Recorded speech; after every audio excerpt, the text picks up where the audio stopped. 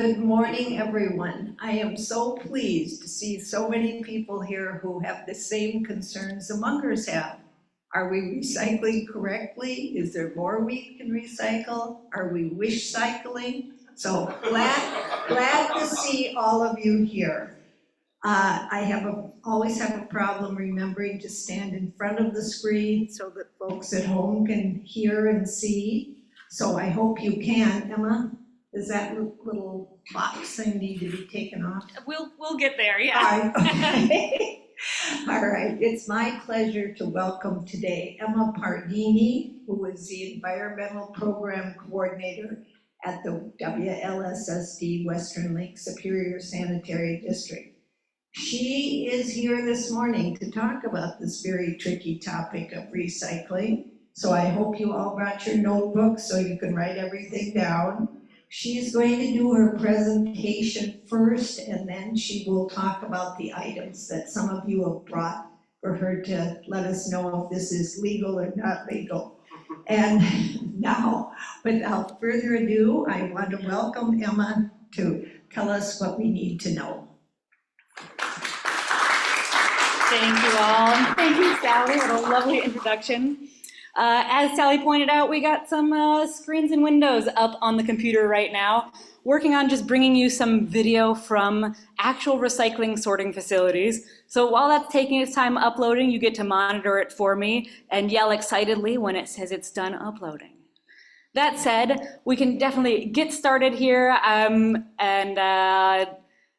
we'll pull up that tech piece later. I see there's a few folks joining us here on Zoom today. So glad to have you with us from afar. If you have questions, please don't hesitate to virtually raise your hands or leave questions in the comment or in the chat there. If I don't catch it right away because I'm in a group, I will make sure to check in later. Don't hesitate to reach out. And for everyone else here in person today, thanks for joining us. I love to meet everyone where they're at. If you have questions as we're chatting today, please don't hesitate to raise a hand, shout it out. I will hopefully answer many of your questions, and the ones that I can't answer, hopefully give you some strong reasons why I don't have specific answers. Because here's the thing, talking about recycling is not a 5-minute presentation. One thing I'm not going to send you out of here today is with a list that's short, concise, memorizable, and that you have now mastered recycling for now and all time everywhere. If you were hoping to walk out of here with that, I'm gonna have you just take a little deep breath for yourself and be comfortable with some of the gray areas we're going to land in today. Before we get started, I also want to point out, we've invited folks to bring in, if you have, as Sally mentioned, a weird waste, something you're not sure about. We'll take those right at the end with questions, or if I'm talking about something that seems to apply to the thing that you brought in, please don't hesitate to wave it in the air as a great visual example. One more piece here today, I've also brought a bunch of giveaways and some information on not just recycling, but composting and other ways to reduce waste in your lives. I know some folks have to take off early today, or folks who are coming in and out. Please don't hesitate to check out that table whenever it is that you have to step away. I'm inviting folks to pick one giveaway to bring home with them. If we have extras left at the end, then it can be a free-for-all. But I have some great things over there that'll help you reduce waste in your own life, and I'll tell you more about them later. Folks who are joining in from afar, please don't hesitate to reach out to me at WLSSD, and we can see about getting you a giveaway too. Housekeeping over. So we're here to talk about recycling. Who here has recycled before? All right. Who here has wondered before if they were recycling correctly? It sounds like everybody knew what they were showing up for today. That is fantastic. You were in the right place. My role when it comes to recycling and recycling education, as Sally mentioned, I work at WLSSD, Western Lake Superior Sanitary District, and we are the government entity that is legislated by the state of Minnesota to oversee all the stuff you don't want anymore in a region that extends from about Black Bear Casino up to Knife River in this sort of amalgam of about 16, 17 communities. And everything you don't want anymore, that's whatever you have flushed down a drain at home or a business. That is everything that you have thrown in a bin and you just don't want to have it in your life. We make the rules on which things belong where when you don't want them anymore. And we try and make sure that there are services that are accessible so that everyone can get those wastes to the right place. Of course, this is complicated and it's a full-time job for over 100 employees working here in Duluth and our surrounding communities. And I work on a team of 5 that provides education, outreach, and communication around waste reduction, recycling in my case, and in my collaborators' cases, composting and hazardous waste and wastewater and fertilizer made out of wastewater solids. It's a whole world of waste. Today, we're just gonna dial in and focus on recycling.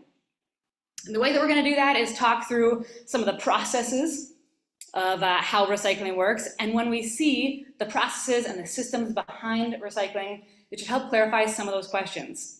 So I'm not gonna send you away today with answers about exactly what to recycle here and forever and for all time. I know. But I will be able to tell you, how clean is clean enough? I will be able to tell you, lids on or lids off? I will be able to tell you, what are those numbers and what do they mean and which numbers do I put in the recycling bin? I will touch on all these questions. If you have others, please don't hesitate to bring them up in the interim. But I will lead us off with that recycling process. Again, please don't hesitate to bring in those questions whenever you have it. But number 1, the recycling process starts when you don't want something anymore. That obsolescence of that item is the start of that process. You could be reusing a plastic water bottle. We talked about some folks who reuse a Ziploc bag over and over again. When you don't want that thing anymore, that's when you are making your choice and doing a bit of pre-sorting. That pre-sorting process is what we all do at home when we're standing in front of our trash can and our blue bin and wondering, which bin does this belong in? You're trying to sort out materials that are likely to be able to be processed into something new. Those categories, generally speaking, we'll drill down on this, I promise, are those aluminum and steel and tin cans. That's that cardboard and paper. That is plastics, more on which plastics later.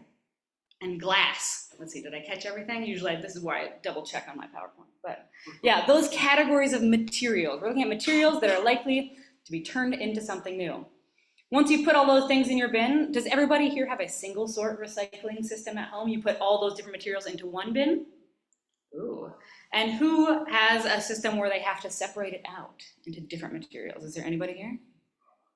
Ooh, a couple. So folks separate their cans, separating your cans so that they can go to like a charitable group or an educational group. Certainly, yeah. But for the most part, those are still allowed in your recycling bin, but if you can send them on to another beneficial use, fantastic. Was that a question back here? Yeah, no, we just do it in our township. Ooh, recycling that happens in the township, yes. Does anybody else bring their recyclables to a township recycling site? Not anymore. All right. Yes, here. So we have bins for garbage and then for other stuff. Yeah, no, from in apartment buildings where there's garbage bins and then bins for other stuff, some of these sorting processes that happen at home. Yeah, once everybody has sorted those materials at home, they go out to the curb, they go out to the recycling site, they go to the trash or recycling room at an apartment building, and they're gonna get hauled away. Here in our region, the WLSSD region that includes Duluth, you may have one of many different haulers. That's like your Waste Management, your Hartels, your A1. There's like a few of these different companies. Each of those is a private company that hauls away your trash and they haul away your recyclables. We at WLSSD will not touch your recyclables after that. And that's one reason that everything I'm going to tell you today is couched in one assumption. And that one assumption is that at the end of the day, the person who knows the most about what belongs in your recycling bin is your hauler. Now these companies, they often don't have huge education budgets or graphic design budgets to make new posters every year. And they're also beholden to a bunch of infrastructure on the far end. What your recycling hauler will take depends on the sorting process at the facility that they deliver to. A recycling sorting facility, a materials recovery facility, or MRF, as they're called in the waste industry. Everybody loves a good acronym. So at one of these MRFs, all that material that you've put together is gonna get separated out into piles of like material. When all those different piles of like material have been sorted and then baled into basically like a hay bale of cardboard and a hay bale of plastic of resin code number 1. And those bales will get sold off to another company that will turn them into something new. And we're very lucky here in Minnesota in particular. We hear a lot out in just the global news about how little gets recycled, right? Or no, maybe. I'm seeing some nods here, yeah. There's all these questions about so little gets recycled. There's a big Greenpeace article, or actually a whole report a few years ago that said 5% of all plastic is getting recycled, which is wild. And when I think, are you telling me that for every 20 plastic soda bottles that I put into my recycling bin, only one of them is actually making it through this process and turning it into something new? I'll tell you right now that that is not exactly what we're talking about.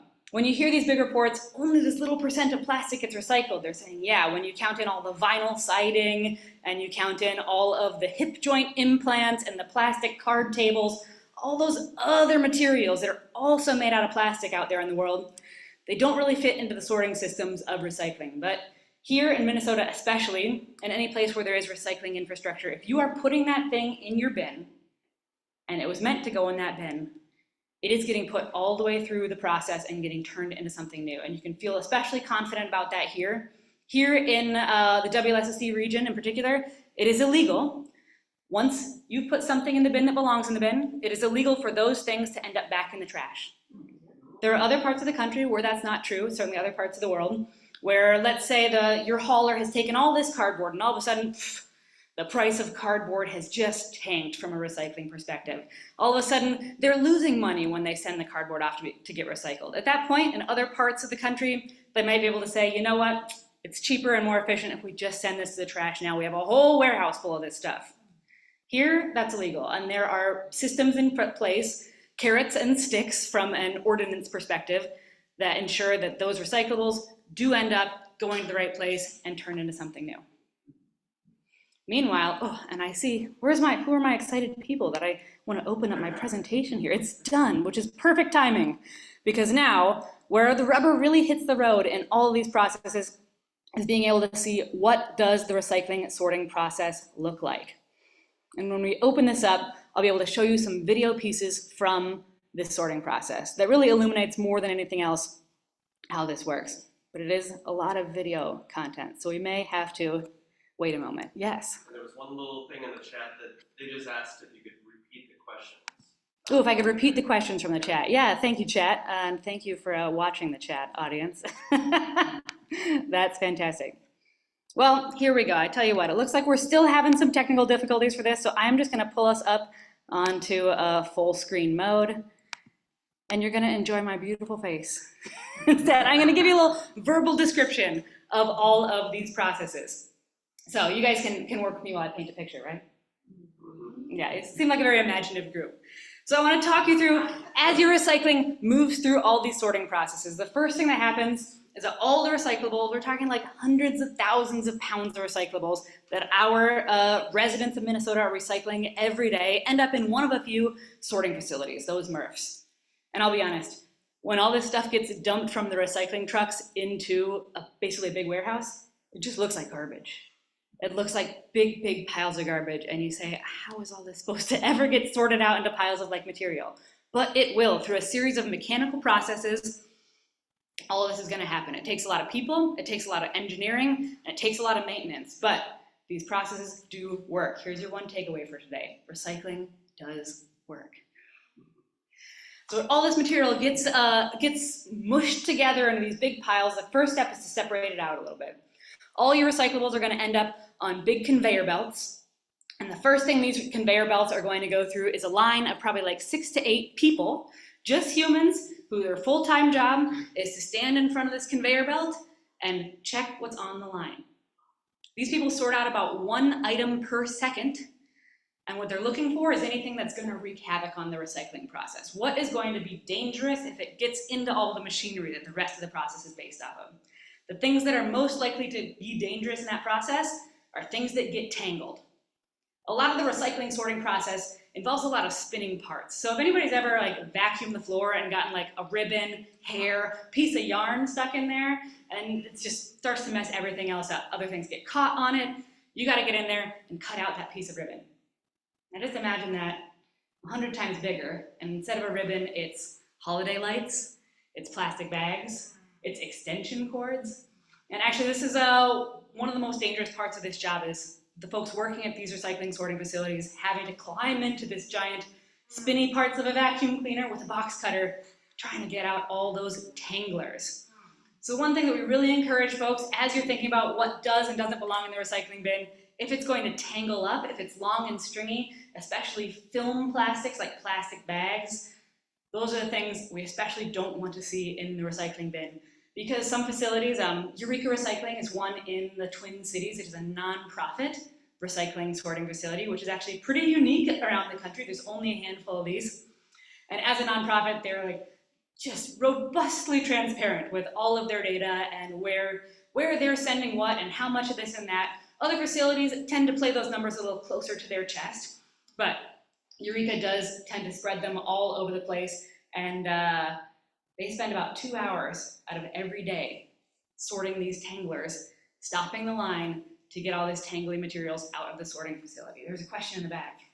Is tape on shipping boxes a tangler? Ooh, tape on shipping boxes, is it a tangler?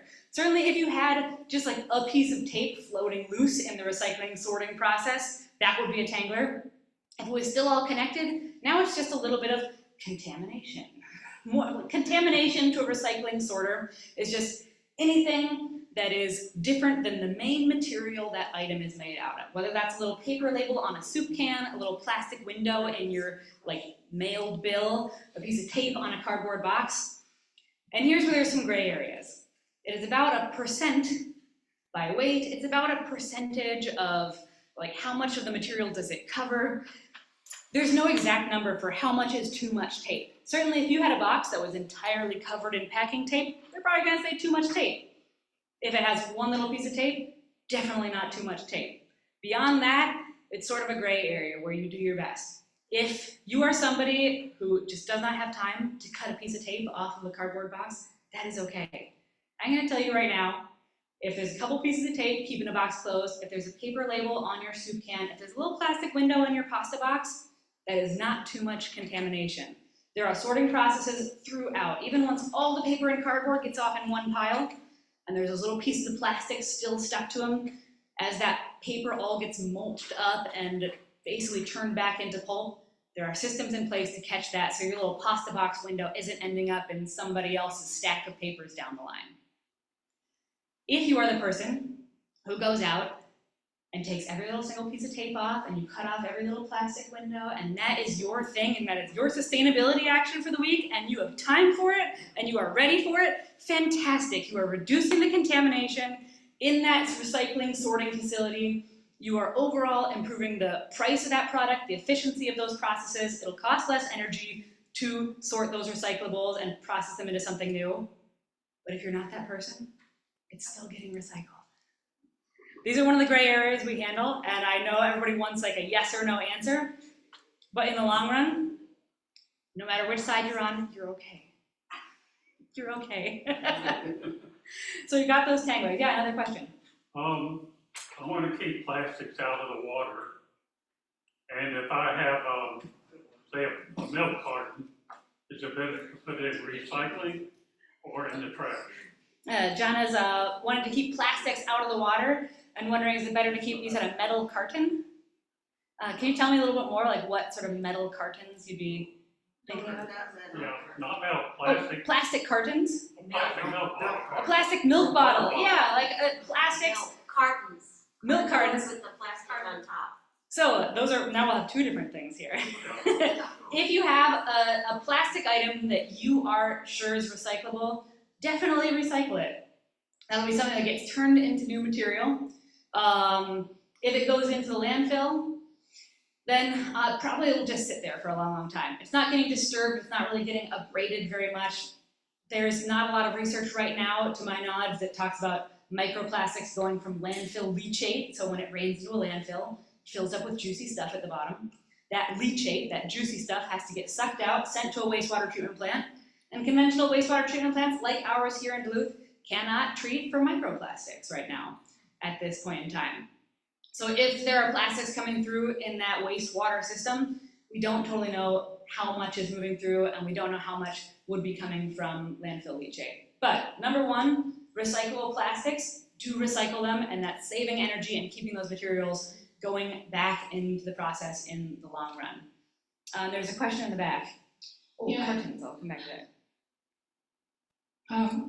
Yeah, the little tops that are on those milk cartons and that are on medicine, prescription bottle medicine, are those recyclable?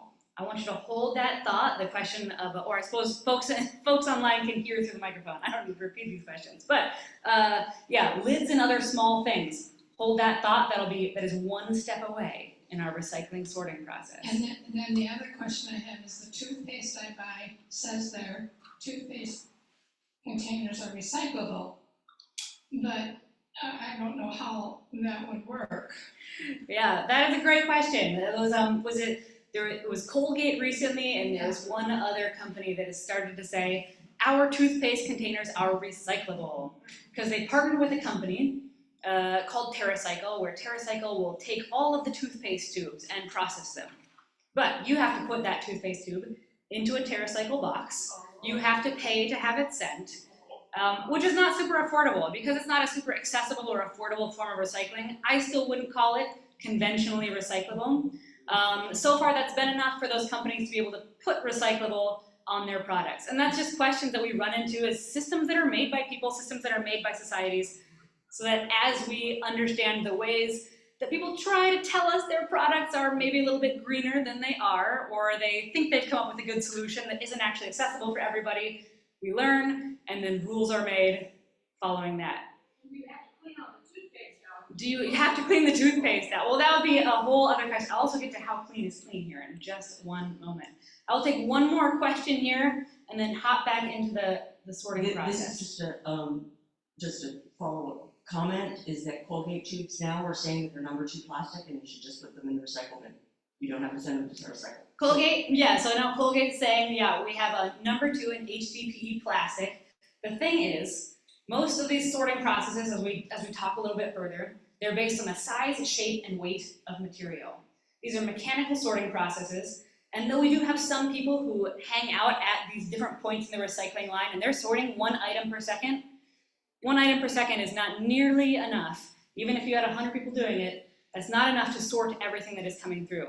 So until every toothpaste and everything that is toothpaste tube shaped and toothpaste tube size and toothpaste tube weight, when they are all made the same way, that's when they can be incorporated into the conventional sorting process. Until then, machinery has no way to tell which one is Colgate and which one is not a Colgate. You can tell you to some resin identification later on in the sorting. Was that one more question? Okay, I'll take one more question. Here, let's keep the microphone going around. Thank you. You have said a couple of times now that plastics will get reused and made into something new. Are you going to down the road be more precise? All these pop bottles that go on, are they really made? So the last time I was here was March 8th when I was leaving, and we had gone up to New things Unitary Universalist reused. rummage, and you were trying out that chair that died. Yes, I can. I'm hearing some chatter through the chat here. I was wondering if somebody on Zoom had a question for the group, or if I was just catching some different sounds. Sorry, I have control of the audio over here. So how did, I'm just curious. But to answer that question, yeah, when something gets recycled, can it get recycled into other things down the road? What happens? And it sort of depends on what things that item gets recycled into. So if there are very few, the rule where it gets sort of tricky is that it's very limited in what you can recycle into something else that is. So they have to be really specific when there's like milk jugs and milk jugs. There could be some really robust processes in place just to grab that one product and move it through the process. Most things that plastic recycled go into really what we call durable niche goods, like furniture. So if you're going to make a plastic lawn chair anyway, you might as well make it out of plastic that's already gone through the process once. Of course, you can't recycle a plastic lawn chair, like you point out. So we've given it 30 more years of life, but not infinite. That's ready. I got one of the new shirts with the message, but Let's let Emma finish her program and then we'll take questions. I will get to a few of these questions, certainly, yeah. Hold your questions, please. very good. So far we've done one step of the recycling sorting process. Wow, that is slick. When you are thinking to yourself, Very how nice. clean is clean? Is my peanut butter jar clean enough? I want you to think about those people who are standing on that sorting line, pulling out one item every second. Wonderful idea. Two ways. One, is your item sticky? Your item stinky? I don't know. When you think about all the things that come through, and yours putting things in the recycling bin, Just sewn on there real good so you don't have to do it. somebody does have some audio coming through. I do not have a control to turn off the volume over here, as you can see. But if anybody else has some ideas, I will keep going and chatting for you folks. But if anybody else has some support to help us out, or anybody who's here on the Zoom could check that you are muted or not muted, that would be fantastic. Hopefully. I think if you just click on There we perfect. go. I Thank you did. so much, Ed. Now it came up for me and I was able to mute that other user. All right. Thank you, Brett. All right. Fantastic. Thank you for your patience, folks. So when you're thinking about these items that you're recycling, a little bit of peanut butter, like a little film of peanut butter in your jar, is going to smell about the same 2 weeks from now. A little bit of Dawn dish soap is going to smell about the same. If you have a little bit of milk or a little bit of yogurt film in that jar, it's going to smell very differently when somebody is handling that item and pushing it aside to get a garden hose out of that sorting line. Think about, is this going to be stinky? And then you want to take out some more of that material. Give that milk jug an extra rinse. Give that yogurt tub an extra rinse. The other thing to keep in mind is whether or not it's sticky. I'm thinking sugary. If you have that like kombucha can, that wine bottle, again, something that you could rinse out really quickly now, 2 weeks from now, it's gonna be a sticky and sugary mess. One of the most common injuries sustained by folks who work in these sorting facilities is insect stings. We're talking bees and wasps that are attracted into these big warehouse facilities. They want to get into that sugary bottle, and now you're pushing it around, and they're angry. So if you can keep the items you send from being sticky or stinky, beyond that, just make sure you basically used all the product. If you have dish soap in there, give it a rinse. It's okay if there's a little film. If there's still a teaspoon of peanut butter left in your jar, maybe you should, have a little snack. If there's just a little bit of film in there, that is okay. Now we've sorted out the worst of our offenders as far as tanglers goes, and we're going to start the recycling sorting process in earnest. And we want to do that by separating 2D things from the 3D things. So again, we said there's lots of spinning parts in here. We're going to push all of our recyclables up a hill using a bunch of little wheels that are just going to kick the flat items up the hill. If you are a big flat piece of cardboard, little wheels are going to push you up a slope and you're going to fall down the other end. If you are a 3D thing, like a bottle or a jar, you're gonna roll down that hill and fall through a hole at the bottom. So, what are things that are 2D that we recycle? Two-dimensional flat things. Paper. We mentioned cardboard, as long as it's flattened. This is why you're encouraged to flatten your cardboard. If you got a shoebox, it might roll down that hill and act like a container. If you have flattened cardboard, it's gonna go up and over. Now, we've got all of our cardboard and paper basically separated out, first thing early in the process. It'll be hand sorted again, and then go on into a big bale. Here in our region, a lot of our paper gets recycled just outside the Twin Cities and turned into cereal boxes. We're actually very lucky in the state of Minnesota and where we live. Almost everything we put in a recycling bin, 80 to 90% of it, is going to get turned into something new in Minnesota or one of the bordering states. So when we think about recyclables ending up stuck in the ocean or like falling off of a tank or somewhere, it's probably not our recyclables. Doesn't mean those aren't important, doesn't mean we don't still have work to do, but ours, we're keeping relatively close. We are very lucky to have the robust recycling infrastructure that we do here in Minnesota. Meanwhile, now we got all those 3D things that they fell down. Now there's one problem here. All those things fell down, all that glass fell down. What happens to glass when you drop it? It's gonna break, yes, but let's call it a feature, not a bug. Let's let the glass break. In fact, we're gonna shake it around some more and get all that glass to break. because glass is the only thing that's gonna break. The metal cans aren't gonna break, the plastic bottles aren't gonna break. Once we've broken all that glass, now all the glass should have a physical characteristic different than everything else. It's tiny. Now, they can just screen everything through, pass everything over a screen, like like a big sieve, or there's a bunch of little holes. Those holes are maybe about the size of the palm of your hand. Anything that falls through a hole the size of the palm of your hand, probably glass, and it's gonna go into the glass. Things that often end up with that glass is anything small. If you put a pill bottle through, will a pill bottle fit through a hole the size of my hand? Often, yes. Pop tabs, shredded paper, little bottle lids. Anything little is going to get mis-sorted as glass. So what I encourage people to do is that if you have a way to turn little things into a bigger thing, I'm thinking about like milk jug lids, soda bottle lids. If the lid matches the material, the general material of the container it came off of, keep those things together as one big item. When I say like materials, I mean plastic lid on a plastic bottle. So something that would not work is you have a metal lid on your glass salsa jar.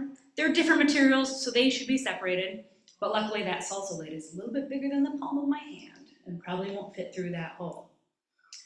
But like materials on like materials, which is basically plastic on plastic. Leave the lids on for plastic containers. But wait, some people say, I was taught that that could hurt somebody.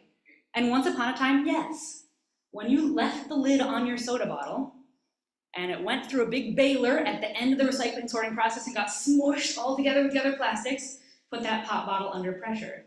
If anybody ever jumped on a pop bottle, what happens to the lid? It's gonna shoot right off, it'll put somebody's eye out. So all the educators got together and said, all right, we'll teach everybody, don't worry, take the lids off, it'll be okay. We'll save all these people's eyeballs from flying lids. Educators go out and spread this message around the country. Meanwhile, the engineers are sitting there quietly in the back. Well, I think we can come up with a solution for this. They just have balers now that poke holes in everything and release that pressure, or other mechanisms that will release the pressure in all of these containers so that they aren't under pressure and they don't explode. These processes change over time, and that's a good thing. As we develop our technology and we get better at this and we better anticipate how humans will use these systems, our recycling processes will change and get better. So when those recycling rules change, I want you to look at them with joy and curiosity, instead of that skepticism, because we all learned something in second grade and it should still be true, right? I'm inviting curiosity out of everyone in this room as recycling rules continue to change. Meanwhile, we've got all our 2D papers and cardboard out, we've got all of our glass sorted out. Now we're left with metal cans, we are left with like steel and tin, we're left with aluminum, and we're left with plastic. Can anybody think of a way we could easily sort out one of these materials using a physical property?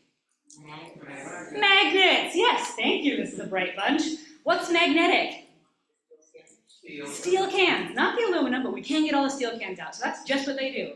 They send this conveyor belt of material out under a big magnet that's gonna suck up anything that has steel in it, or iron in it. So your steel cans, it's like your cat food cans, it's your tuna fish cans, it's your soup cans, all those are gonna get magneted away.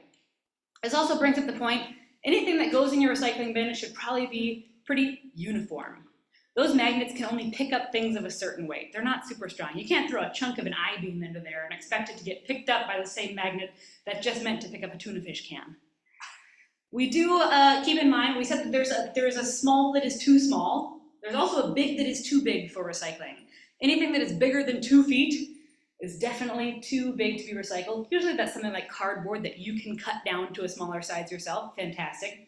But other things like a metal folding chair is gonna be too big to go in your recycling bin. There are other places you can take it, like WLSSD's Materials Recovery Center. Hi Louise, that's where Louise works.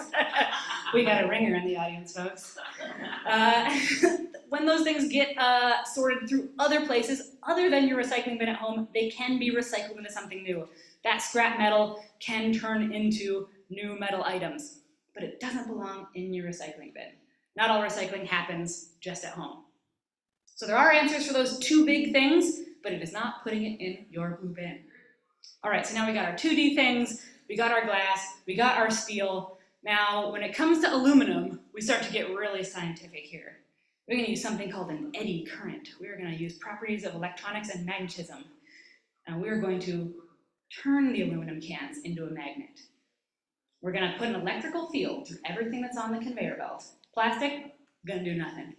If you are an aluminum can, like a soda can or a beer can, you're going to get polarized, and you're going to, almost as if by magic it seems, jump off of the conveyor belt into a new container. It looks like popcorn to see this in practice. All these aluminum cans just flying off the end of a conveyor belt is wild.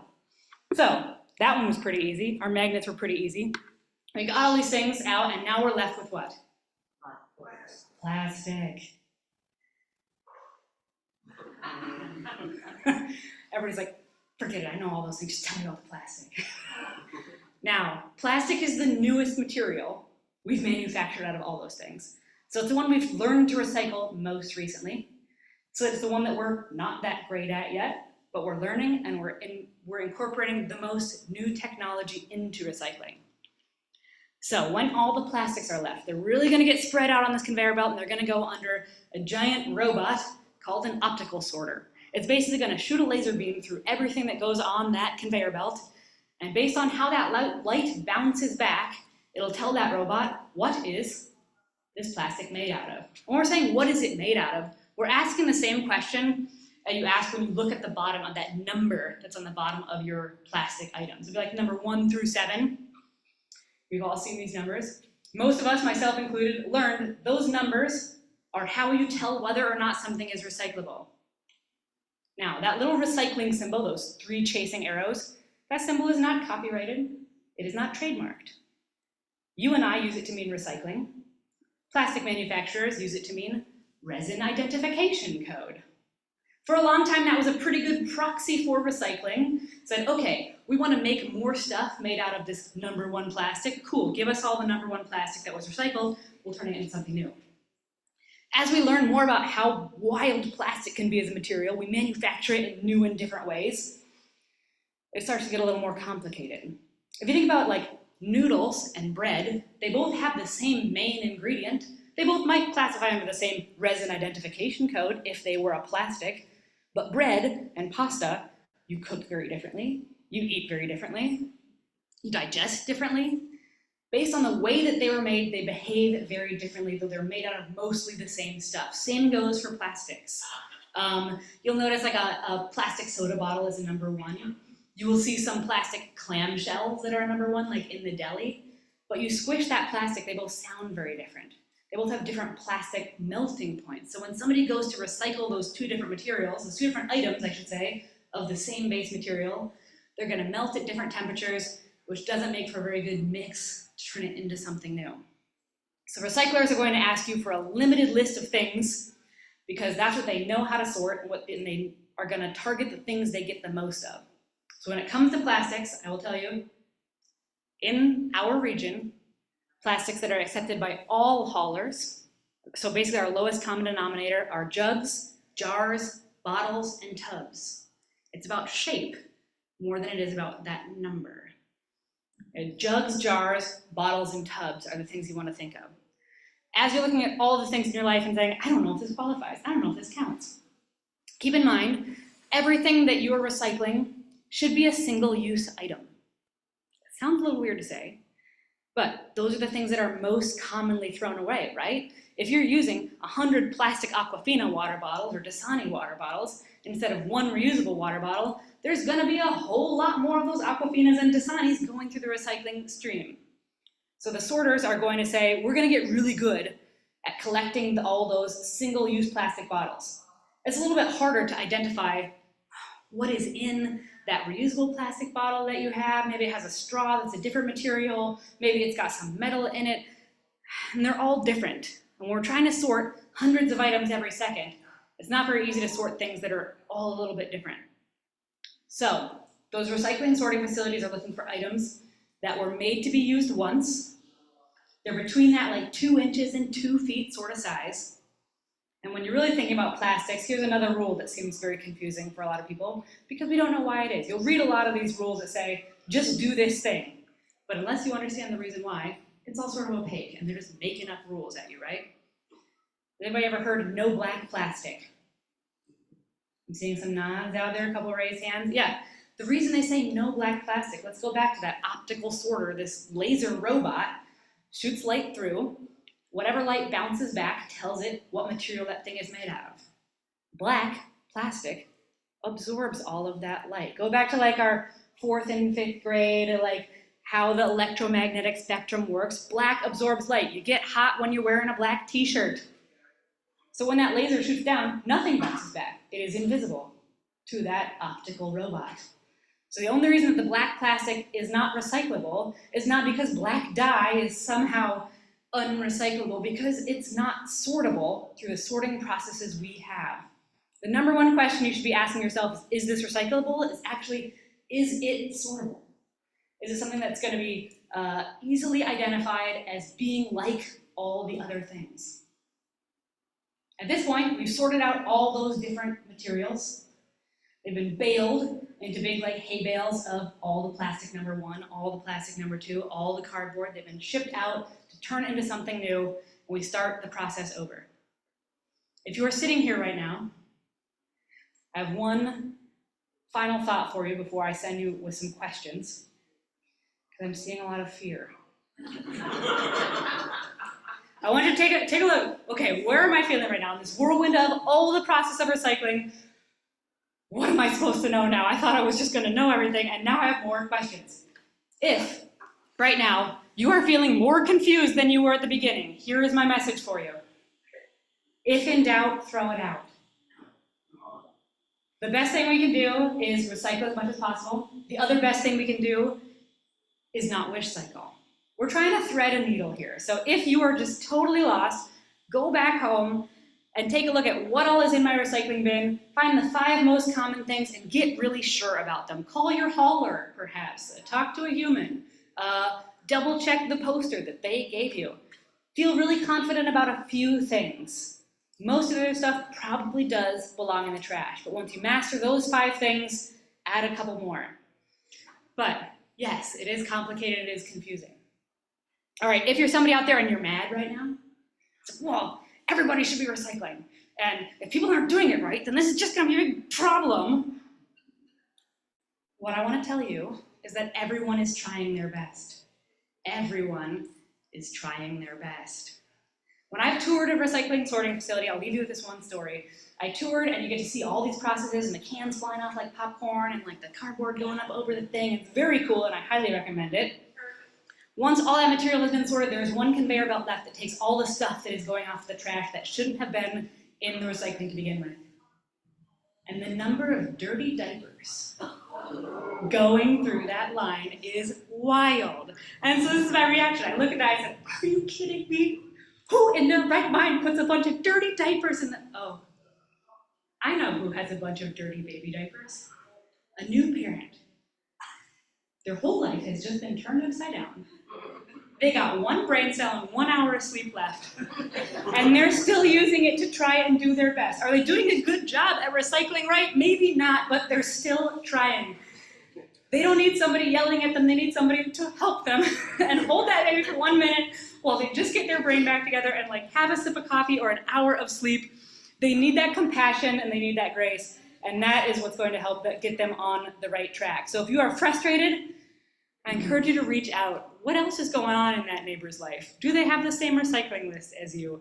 Reaching out with compassion and curiosity is the way that we change all of ourselves for the better. And that means giving yourself some grace too on the day when you just aren't doing your best and you're out on that road trip and you can't find a recycling bin and you don't know what else to do. We've all put something in the trash that we knew was recyclable, at least if you're like me. And it's okay. We start again tomorrow and we keep taking those baby steps towards something better. So I invite you all to take a deep breath, whether you're scared, whether you're frustrated, whether you're totally confused. I am going to take a few questions here with the time that we have, but I do want to check and make sure I don't keep everybody away from their service. It is 10:15, and we try and... We're going to go to 10:20, and let's start. And I'll stick around. I'm going to start with a couple of items that were brought in, and then take some questions from the audience. We got some things folks were wondering if they would be recyclable. Okay, number 1, I've got a couple of pieces of, metal. Can anybody tell me where this metal came from? I can share with them. Oh, and show it to the camera. Yeah, here we go. Thank you. Their cocoa container. A cocoa container. Into different products. Yeah, so like a cocoa container, probably there's sort of like a cardboard piece in between these. Well, so I'm looking, they're metal. I can't tell exactly what metal these are by looking at them, so I don't know exactly if they are all steel and tin or if they're all aluminum. What I'd kind of want to know one way or the other. I personally tend to be a little bit more lax in my own life of metals. They're gonna get sorted more easily than, say, plastics. And metal as a resource that we can keep using infinitely over and over again. I'm gonna guess that because these came from a single-use item, something that was made to be used once, they're probably made simply, so they're probably made out of a uniform material. They're bigger than the palm of my hand. I would give them a try. I would toss them into the recycling bin.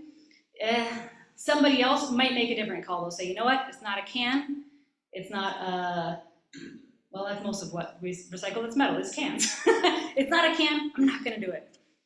But personally, this is something that I would probably put in my recycling bin. And you know what? I would ask my hauler. The other piece here, I got a plastic cereal bag. This is where I'm gonna use my jugs, jars, bottles, or tubs rule. Is this one of these shapes? Jugs, jars, bottles, or tubs. It is not a jug, it's not a jar, bottle, or tub. So this one does not belong in my recycling bin at home. There are film plastic recycling programs that take a lot of plastics like this at drop sites. There's more information on that at my table. But not for my recycling bin at home, though it may be recyclable through other processes. I have another question in the back, yeah. I recently inherited hundreds of boxes of old cassette tapes. You inherited hundreds of boxes of old cassette tapes. Are they recyclable? Those cassette tapes are not recyclable. Ways that we can tell is that they're not like a uniform material and they're not intended for single use, something that somebody would just use once and then toss. And so unfortunately the best place for those, if they aren't accepted at any like Goodwills or Savers, some of those secondhand stores, it might be worth a try. There's some kids these days who are into that as a retro form of entertainment. But if they don't accept them, unfortunately those do belong in the trash. Thank you for your patience. I know you've been waiting on this question a while. Yeah, so I get these cheese sticks in a bag. Cheese sticks in a bag, yeah. Yeah, and they're wrapped separately. Mm-hmm. And the ones I've noticed recently is that the things that the actual cheese sticks are in are recyclable. Ooh, and what? How does that work and where does that go? Tell me how it's indicated to you that those cheese stick wrappers are recyclable. It says on there it's got the recyclable thing on it, and it says that it's. Or is it made with recyclables? Well, so what that little symbol indicates on a plastic item is what is the main ingredient, what is the resin identification code. So that number tells you what plastic is this made out of. But again, that recycling symbol isn't trademarked, it isn't copyrighted, so we use it to mean recyclable. When a plastic manufacturer uses it, they're just using it to say, this is the main ingredient. It's like I've been putting it in the trash and then I'm looking at it thinking, well, should I put it? But then how does it get recycled? And it doesn't seem to. These are great questions to the ask process. yourself. Yeah, because it doesn't match those shapes of other items, because it's small, does not belong in your recycling bin at home. But you can learn a little bit more about it. That number will tell you what's it made out of. You could learn more about that material, but it doesn't help you actually recycle that I item. don't think it actually has a number on it. Interesting. In the center of it. Interesting. So I go in the film recycling that, go to the supermarkets that they're saying that. Film plastic recycling? Right. Yeah. Those ones, maybe, I would definitely check, because there tends to be food debris on those. I know that the film plastic recycling processes are skeptical of things that directly touch food, like saran wrap and cheese stick wrappers. As those processes evolve and change, though, for film plastic recycling, we may be able to see more items accepted than there used to be as those technologies and markets get stronger. Right now, they're skeptical of those cheese stick wrappers. Another question in the middle here. Pizza boxes. Pizza boxes is the question. All right, this is a good one to end on. Everybody wants to know about pizza boxes. Are you all sitting down? Sally, are you sitting down? Yes. Get ready. Right now. Okay, I'm gonna take a little straw poll. At home right now, give me a thumbs up if you recycle your pizza box. Give me a thumbs down if you trash your pizza box. And give me a shrug if you do something else entirely. Is it a compost? I see a couple of you like, okay, we got some thumbs up and thumbs downs. I will tell you right now, all the recycling haulers in our region and all the facilities they deliver to do accept pizza boxes in your recycling. Say it back to me. Pizza boxes can go in the recycling.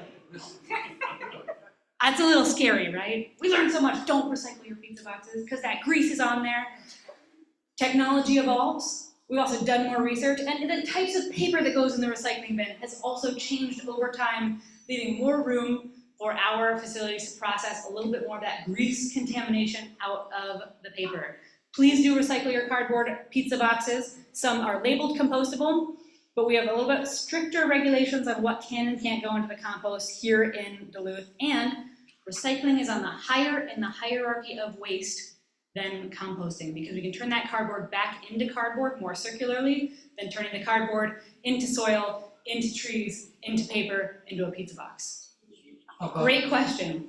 Cardboard with different coatings on it, like the Cardboard, shoebox. I'll take one more there. That cardboard with different coatings on it, like this shoebox. This shoebox would be just fine to recycle. Just because it looks a little bit different on the inside and the outside doesn't make it a problem. The things you want to look out for when you say like shiny papers or papers that look different, like they're coated with something, what you want to look out for is like glitter and foil, or like velvet, things that are really not paper. But most inks and coatings are going to be okay. I'm seeing in the back a ice cream tub being raised high. That one is a coating that they don't want to see recycled. If that food comes directly or if frozen food comes directly in contact with the packaging, there are some additional coatings that go on there. Sorry, am I getting some feedback from my microphone here? Was that, yeah, I wonder if it's close to that speaker. Yeah, if you want to, are you getting closer? Okay. I don't know what it is. Oh, you turned it off, perfect. When we have that coating that's cardboard, that does have particularly a plastic coating and a coating that helps prevent frost burn and things like that. If a container comes directly in contact with frozen food, that probably does not belong in your recycling bin. All right, I am going to hear some beautiful piano music over there. I will be here for some other last-minute one-on-one questions. I want to thank you all so much for coming today. Please help yourself to the giveaway. Again, my name is Emma. Reach out to WLSSD anytime you have a weird waste question. Thank you all. Wow, I think we need a second panel here. Emma, thank you again, Emma, for being here. And I think I learned the thing about all the different tubs and all that, that's really good information, so thank you. All right, guys, next week Hartley will be here to talk about their expansion plans. And I want everybody here to put October 13th on your home calendar. That's when we're going to have the judge candidates for the 6th Judicial District, Sean Reed and Gunnar Johnson. And I'd like to have a good turnout for that, so please plan to come for that one. Thanks everybody for being here, and thanks to Emma. Thank you, Sally.